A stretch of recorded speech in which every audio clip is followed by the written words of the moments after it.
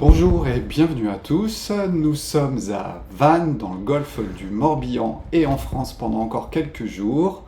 Ensuite, c'est le retour au Brésil, à Rio de Janeiro exactement, un petit peu plus au sud, où se trouve ce temple bouddhiste Agente da Praia, où vous pouvez bien avoir les vidéos sur YouTube sur cette chaîne du temple, ou alors vous êtes sur ma chaîne A Vida e Magica, comme ça, que ce soit à droite ou à gauche, s'il y en a une qui se perd, eh bien, il y aura toujours l'autre, et les vidéos seront toujours disponibles. Donc je m'appelle Sébastien Lièvre, pour ceux qui ne me connaissent pas, je suis naturopathe depuis une vingtaine d'années, et je pratique le taoïsme depuis l'âge d'une vingtaine d'années. J'ai rejoint le temple bouddhiste à Rio depuis à peu près 2 ans, et j'avoue que je ne connaissais pas tellement le bouddhisme, et ça m'a parlé tout de suite, et quelque part c'était aussi une pratique de ma vie sans le savoir, avec mon contact avec les éléments notamment, qui fait que j'étais déjà dans un mouvement bouddhiste, mais sans le savoir. Et bien sûr, vous n'êtes pas obligé des fois de pratiquer quelque chose avec un nom qui est écrit dessus pour vous dire « Ah, je suis bouddhiste, je suis taoïste ». Non, vous êtes tout simplement en train de vivre d'une certaine façon avec vos couleurs, et effectivement, ça peut se rapprocher d'une tradition, d'une religion, d'une philosophie, et vous découvrez ça un jour par hasard. C'est exactement un petit peu ce qui se passe avec moi généralement. Aujourd'hui, je vais vous parler de la croix. Je vais vous parler de la croix comment? Avec sa symbolique, c'est-à-dire que vous avez la verticalité et vous avez l'horizontalité. Et nous allons entrer dans le jeu de la verticalité et de l'horizontalité, et vous allez voir que je vais vous emmener dans le monde du yin et du yang, je vais vous emmener dans le monde du taoïsme, avec ces deux faces d'une seule pièce, un côté, un autre, qui jouent ensemble et qui vont créer le monde, aussi bien dans sa destruction que dans sa construction, que dans sa spiritualité ou dans sa matérialité, et c'est un petit peu ce que je vais essayer de vous présenter aujourd'hui. Sachez une chose, c'est que j'ai passé beaucoup de temps dans les encyclopédies, c'est-à-dire apprendre la matière, la physique, je voulais être prof de physique, prof de chimie. Par contre, en termes de spiritualité, eh bien, j'ai passé très peu de temps dans les livres. J'ai passé énormément de temps dans la nature, qui m'a appris beaucoup de choses. Et puis, à une époque de ma vie, j'ai tout simplement rencontré George Ohsawa, qui a remis au goût du jour un petit peu, je dirais, la version taoïste dans la matière. C'était dans les années 1900 et jusqu'en 1950, voire un petit peu plus. Il a sillonné le monde en essayant de retransmettre à nouveau pour les Occidentaux le yin et le yang. Ça a été rattrapé, très mal compris par les 68 arts, et malheureusement, voilà, c'est devenu un extrême, une pratique extrême qui est totalement ridicule, alors que normalement, ce qu'il voulait présenter, c'était tout simplement comment fonctionne le monde à travers le yin et le yang, mais surtout à travers la matière, puisqu'il a vraiment beaucoup parlé de l'alimentation.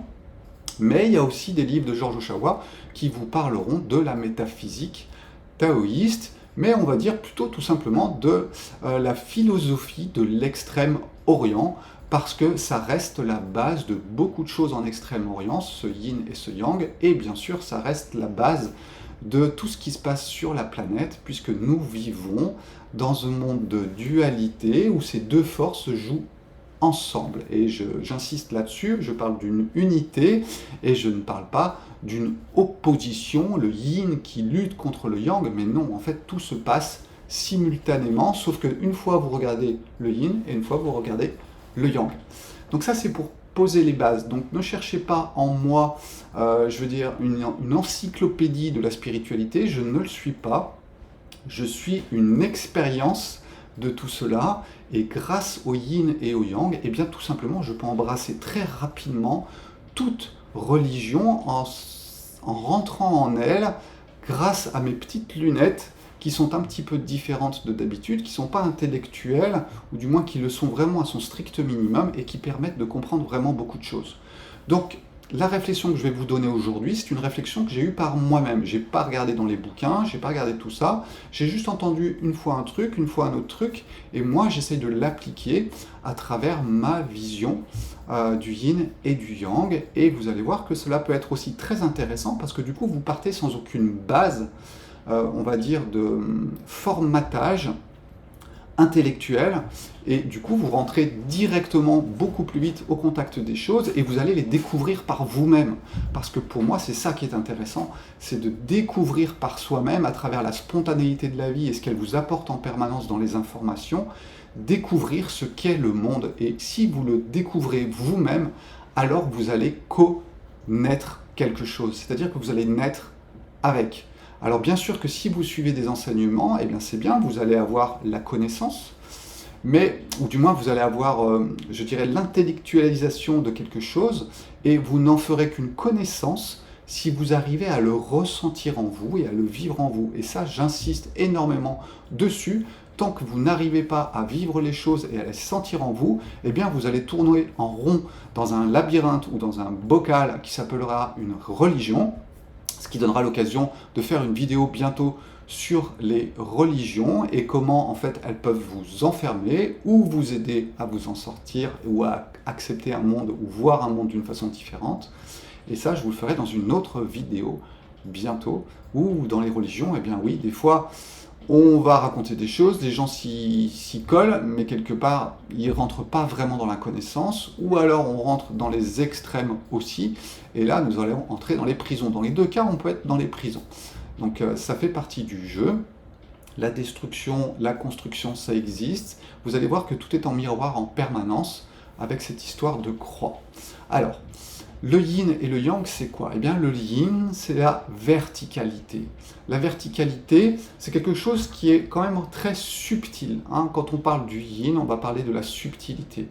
Et aussi d'une certaine instabilité. C'est-à-dire qu'en fait, tout est flou, tout était flexible et instable. Donc si je pose mon stylo à la verticale, eh bien, si je mets un coup dans la table, vous vous rendez compte qu'il tombe très vite. La matière, le yang, c'est l'horizontalité. Donc cette horizontalité, elle, par contre, elle est très stable, elle est très concrète, et c'est pour cela que je vous explique qu'en ce moment, nous sommes en plein dans une hyper-matérialité, parce qu'en fait, nous pensons que la matière va nous donner cette énorme stabilité, et cette recherche de stabilité, elle est tout simplement due à une chose, c'est la peur de la mort, la peur de cette verticalité qui est tout simplement la spiritualité, mais qui malheureusement va pas forcément vous maintenir dans la matière. Donc vous allez voir qu'il y a un jeu permanent en nous entre le yin et le yang. Alors pour certains, ce sera plus dans la spiritualité permanente, mais c'est des gens qui vont pas être vraiment là, qui vont décoller les pieds du sol quelque part et qui montent. Voilà, vous avez ce sens vertical qui s'installe, ou alors vous avez ceux qui sont dans l'horizontalité et qui sont des terriens, qui sont très posés sur la terre et qui auront du mal peut-être à aller chercher une certaine verticalité.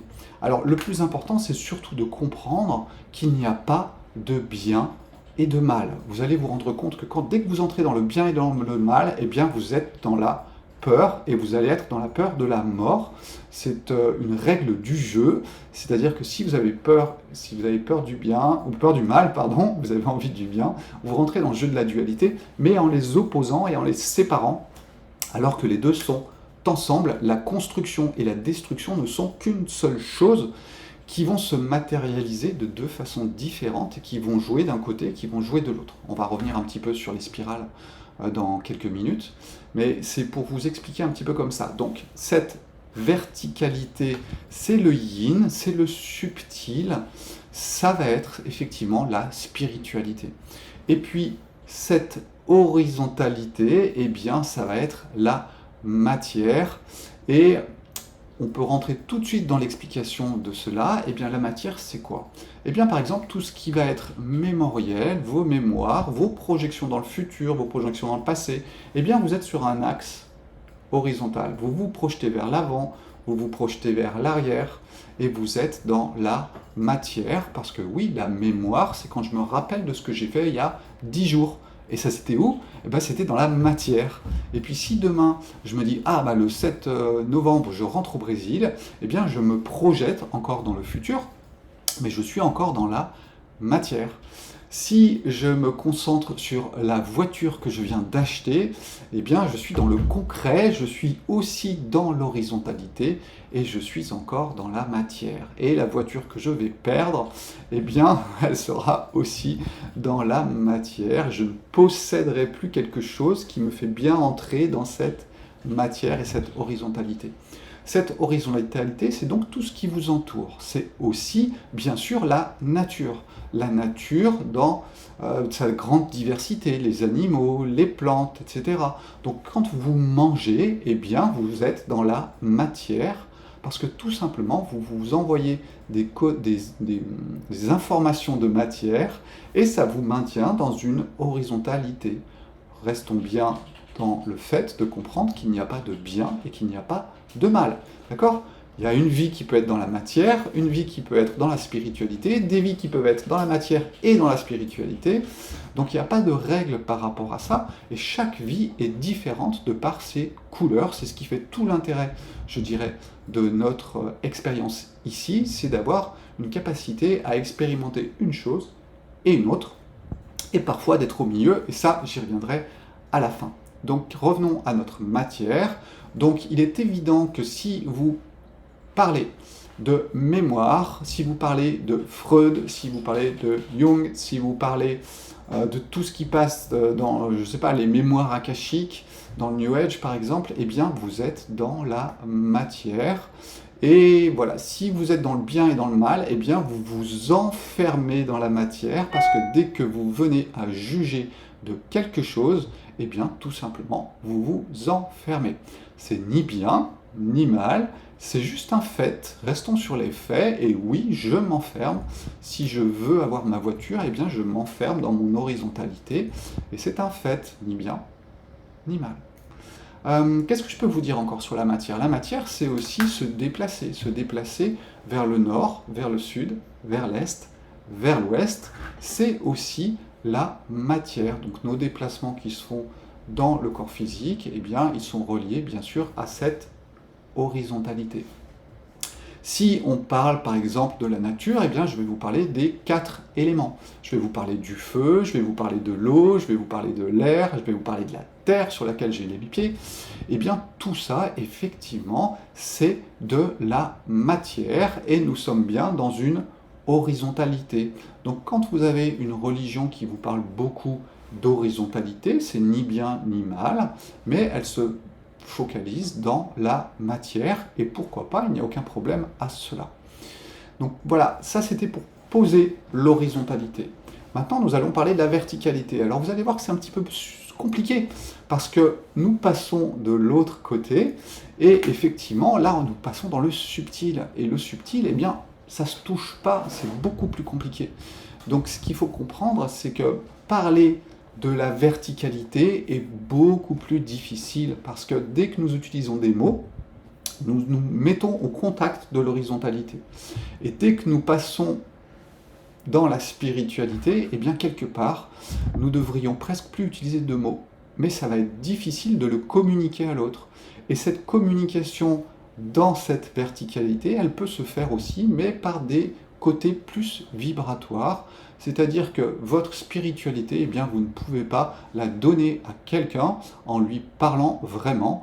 La meilleure façon de lui donner, c'est juste en vivant votre vie et en vibrant ce que vous êtes. Si vous avez plus un axe vertical qui est développé, eh bien, tout simplement, vous allez émaner autour de vous de la spiritualité, et puis certaines personnes, dans leur expérience, si c'est leur choix, eh bien, elles vont venir se mettre en harmonique avec vous, si vous êtes bien sûr bien axé, et ça on en reparlera après. Et voilà, cette spiritualité, c'est quelque chose de très subtil, que l'on a essayé d'exprimer dans la grande triade dans la philosophie d'Extrême-Orient, qui est tout simplement un axe vertical qui va du ciel, en passant par vous-même, par les êtres vivants, et en allant vers la terre. Alors voilà un petit peu ce que c'est que la spiritualité, et vous allez voir que j'aurais passé beaucoup de temps à parler de l'horizontalité parce que j'ai beaucoup de mots, et puis ben là, je vais très vite ne plus avoir de mots pour vous parler de ça. Alors, il y a des connexions que vous pouvez avoir, c'est vraiment, ça se fait vraiment dans un ressenti presque en fermant les yeux, parce que quand vous fermez les yeux, quand vous ne parlez plus, si vous vous coupez du monde, et bien là, vous entrez un petit peu plus dans une verticalité, puisque vous n'êtes plus assujetti à vos sens. Donc c'est peut-être effectivement là que l'on va la trouver quand on va faire de la méditation, où en fait nous rentrons dans un autre champ de conscience qui n'est plus horizontal mais vertical, et nous pouvons éventuellement toucher à la spiritualité, à cette énergie qui est verticale. C'est une chose aussi que l'on peut retrouver dans le jeûne, c'est pour ça qu'il a été souvent prôné dans les religions, tout simplement parce que le jeûne vous coupe de la matière. Souvent, voilà, quand j'organise les semaines de jeûne, les personnes, elles sont en vacances, donc elles ne sont plus avec leur famille, donc c'est coupé de la matière, de l'horizontalité. Elles ne vont plus travailler, donc elles sont coupées de la matière aussi. Et puis voilà, elles ne vont plus manger. Or, manger, c'est avaler la matière, c'est avaler l'horizontalité, donc ça vous envoie en permanence des informations d'horizontalité. C'est pour ça que le jeûne peut créer effectivement, je dirais, un rapprochement avec cette verticalité, avec cette spiritualité. Donc voilà ce que je pouvais vous dire par rapport à l'horizontale, à la verticale. Donc ce côté matière ou ce côté spirituel. Alors bien sûr, vous allez le retrouver un petit peu dans beaucoup de religions. Vous regarderez tous les symboles, souvent ils ont la verticale et l'horizontale, et ça fait partie du jeu. Presque même, je dirais que la croix chrétienne, eh bien, vous avez une verticalité qui est beaucoup plus importante que l'horizontalité. Donc est-ce que ça voudrait dire que l'on donne plus d'importance au côté spirituel qu'à côté que la matière? Eh bien oui, peut-être, moi on peut le voir comme ça. Alors j'en discute avec personne, c'est une réflexion que je fais devant vous en y pensant, mais voilà, ça peut être intéressant. Par contre, quand les deux sont parfaitement équilibrés, eh bien c'est la matière et la spiritualité vécues à peu près dans le même 50-50. Donc voilà ce que je pouvais vous dire sur ça. Et maintenant, je vais essayer de vous emmener encore un petit peu plus loin dans le champ de la construction ou de la destruction. Alors je vais vous mettre une petite incrustation au-dessus où je vais vous montrer comment la spirale peut tourner dans un sens ou dans l'autre. L'énergie circule en spirale et ce qu'il faut bien comprendre, c'est que le yin et le yang, c'est aussi deux forces. Une force d'expansion et une force de contraction. Alors bien sûr qu'il y en a une qui construit et une qui détruit. Alors il y a beaucoup de chances pour que dans votre tête, vous soyez en train de penser bien et mal. Et là, il faut vraiment que vous vous entraîniez à vous connecter à des choses qui vous permettent de comprendre que même la destruction peut être du bien. Dans le sens où vous allez vous rendre compte que derrière ce que vous pensez être le mal, eh bien, il y a aussi le bien. Et là, cela va vous permettre de comprendre que derrière le mal, il y a le bien. Et là, vous allez rentrer dans une forme d'unité. Parce que si vous n'arrivez pas à intégrer ces deux choses ensemble, eh bien, vous êtes dans la séparation. Et la séparation, c'est vraiment le jeu à vivre dans ce monde. C'est comprendre que, effectivement, nous avons tendance à séparer les choses par peur, et par peur de quoi? Par peur de la mort, tout simplement. C'est ce que je vous explique quand je vous parle de la psychologie taoïste, où j'explique tout simplement que votre mental, à une époque de votre vie, il a eu peur de mourir, et donc il a créé une séparation, et il a créé le bien et le mal. Donc, comprenez bien une chose, donc il y a des forces de construction, des forces de destruction, des forces d'expansion qui font exploser, des forces de construction qui remettent les choses en place, et c'est un jeu permanent de cycle entre construction et destruction. Alors vous allez me dire, mais quel rapport avec le vertical et l'horizontal? Eh bien tout simplement, avec ce petit dessin que je vous remets encore une fois, vous allez voir que tout est miroir, c'est-à-dire que même dans la spiritualité, eh bien, vous avez un miroir de construction et de destruction. Et puis dans la matière, eh bien, vous avez aussi la construction et la destruction. Alors si on prend par exemple le côté spirituel, eh bien, vous allez voir très rapidement comment on peut jouer avec les deux. Si, on va dire, allez, on monte vers le haut, mais c'est c'est totalement abstrait. On va dire que si nous montons dans le sens de la construction, eh bien vous allez être peut-être dans le monde des anges, dans le monde des archanges, dans le monde de Bouddha, des bodhisattvas, et vous êtes effectivement de ce côté plus constructeur. Et puis, eh bien, il y a le miroir. Comme je vous dis, derrière une face, il y a une autre face. Et derrière la spiritualité de construction se cache la spiritualité de destruction. Et bien, tout simplement, eh bien, vous allez prendre ce qui est en haut, puis vous allez le mettre en bas en miroir, et vous allez avoir les anges déchus. Et c'est comme ça que nous pouvons expliquer aussi tout ce qui est, on va dire, démoniaque, ces forces de destruction, ou du moins qui vous tirent d'un côté et non pas qui vous emmènent de l'autre. Eh bien voilà, vous avez cette spiritualité avec soit vous êtes du côté des anges, des archanges, soit vous êtes du côté des démons et des anges déchus. Et c'est un jeu permanent, même en spiritualité, il faut comprendre ça. C'est qu'en fait, effectivement, il y a ces deux choses qui existent en permanence à l'intérieur de nous, et qui nous tirent d'un côté ou qui nous tirent de l'autre. Alors des jours on est d'un côté, des jours on est de l'autre. Si vous avez beaucoup de chance et que votre expérience de vie c'est d'être énormément d'un côté, eh bien vous serez du côté des anges par exemple. Et puis si le but spirituel de votre vie c'est d'être dans une destruction spirituelle, eh bien vous serez du côté des démons et des anges déchus, et qui seront là en permanence autour de vous aussi bien d'un côté que de l'autre. Donc pour moi, cette verticalité, eh bien, elle peut se vivre dans deux sens, en construction ou en destruction. Et je pense qu'il en est exactement le même. On peut mettre dans ce sens-là, le petit dessin où ça tourne dans un sens, ça tourne dans l'autre. Eh bien, dans la matière, vous pouvez être dans la construction, vous pouvez être dans la destruction. Si vous faites la guerre et que vous envoyez des bombes sur quelque chose, vous êtes dans la destruction. Si vous construisez des maisons et puis vous construisez des cathédrales, eh bien vous êtes dans la construction.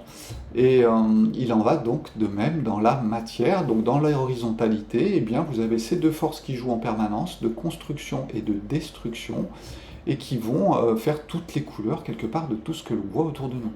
Alors, à quoi ça sert tout ce que je vous dis? Eh bien, tout simplement, si vous arrivez à intégrer le côté yin, le côté yang ensemble, qui jouent en construction, en destruction, et que vous arrivez à le voir sans que cela crée en vous certaines choses, eh bien, vous arrivez quelque part, petit à petit, au sommet d'une pyramide qui vous permet d'embrasser le monde dans sa globalité sans le refuser.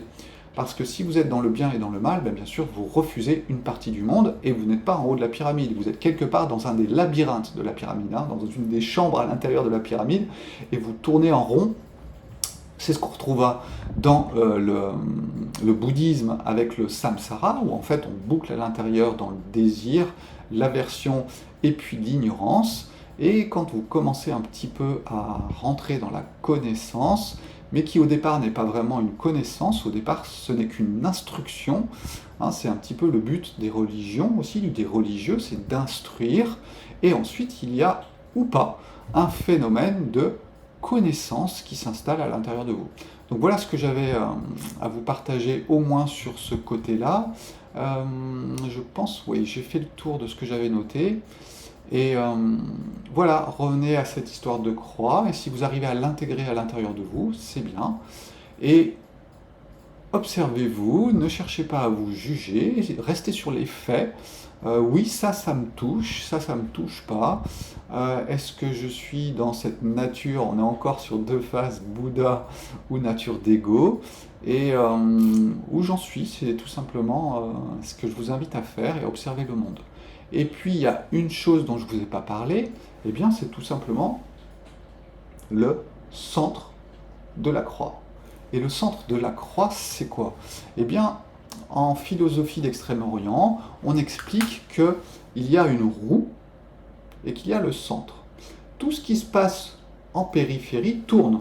Ça bouge, ça bouge, ça bouge. C'est le monde dans lequel nous sommes. C'est en mouvement permanent et ça bouge tout le temps. Et puis vous avez quand même un point central qui lui est immobile. Vous imaginez cette roue qui tourne, vous prenez le point central, et bien tout simplement vous êtes en non-mouvement. Vous êtes dans une inaction qui est au cœur de l'action. Alors bon, bien sûr qu'il y a toute une philosophie qui se cache aussi derrière tout ça. Est-ce que l'on peut dire que quand on passe du côté de l'éveil, eh bien quelque part on passe dans le centre de la roue? Moi j'ai tendance à le penser, dans ma façon peut-être de l'exprimer et de le vivre. D'autres ne seront pas forcément d'accord, mais encore une fois, nous parlons de spiritualité quand nous parlons d'éveil, donc nous sommes obligés d'en parler avec des mots, et ces mots ne sont pas forcément compris d'une certaine façon par une personne, compris d'une autre façon par une autre personne, donc c'est toujours important aussi de recaler les mots en donnant une définition parfois du mot, que tout le monde soit bien d'accord avec cette définition. Donc voilà, c'est ma façon à moi de le présenter, en disant qu'effectivement ce centre de la roue peut être l'éveil, et parfois vous êtes dans l'éveil, parfois vous êtes de nouveau dans le jeu de la roue, mais si vous connaissez les chemins, eh bien vous pouvez passer de l'un à l'autre relativement facilement, et c'est ce que je vous invite à avoir comme expérience, puisque mon partage, c'est mon connaissance du monde, de mon expérience, et c'est vraiment ce que j'essaye de partager avec vous au travers de ces vidéos. Voilà, j'ai fini pour aujourd'hui. Donc la prochaine fois, on se retrouvera peut-être pour parler effectivement de la religion, comment elle vous enferme, comment elle peut vous aider à entrer dans une forme, je dirais, de, pas connaissance, mais d'instruction sur ce qui est dans le monde, et vous verrez que malheureusement, on peut s'y enfermer en l'appliquant de façon un petit peu étriquée et on va dire caractérisée, alors que peut-être ce que l'on a dit il y a 2000 ans, eh ben, est-ce que c'est encore utilisable aujourd'hui? Pas forcément. Donc rester sur certains textes, ça, c'est à double tranchant parfois aussi. Donc c'est pour ça que je vous invite toujours à revenir à la simplicité, parce que c'est là, à mon avis, que c'est le plus simple et aussi le plus compliqué, puisque la simplicité, eh bien ça, l'ego généralement n'aime pas. Et c'est pour ça qu'on trouve très peu de personnes qui vont parler très simplement des choses. Et voilà, c'est ce que moi j'essaye de faire dans mes vidéos. Voilà, ciao ciao, bye bye, à bientôt. Et puis à bientôt, soit la vidéo ici en France, ou sinon ça sera à Rio de Janeiro. Bye bye, ciao.